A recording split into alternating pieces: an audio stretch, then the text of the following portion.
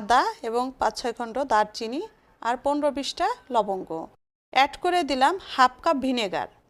5-7 minute জাল করার পরে দেখেন এই পরিমাণ পানি আসছে।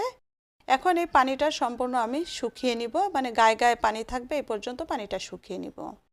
আমি যেভাবে করছি আপনারা এইভাবে করলে সারা বছর সংরক্ষণ করে খেতে পারবেন আর সব কিছু মেজারমেন্ট টিপ সহ পেয়ে যাবেন।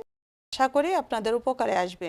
টমেটোগুলো খুব সুন্দর করে সিদ্ধ করে গায়ে গায়ে পানি চলে আসলে নামিয়ে শুধু দারচিনিগুলো তুলে ফেলে দিয়ে ব্লেন্ডারে ব্লেন্ড করে নিয়েছি এবং একটা চালনি দিয়ে ছেঁকে নিয়েছি। 1 চা চামচের কম কালো জিরা এবং বড় রসুনের 4 কোয়া রসুন একদম ঝুরি করে কেটে দিয়েছি। এখন যে পালটা তৈরি করে রেখেছি পালটা অ্যাড করে দিলাম। আপনারা সেমভাবে তৈরি করবেন। আর এটা না খেতেও কিন্তু একদম অন্যরকম একটা টেস্ট, অন্যরকম একটা ফ্লেভার।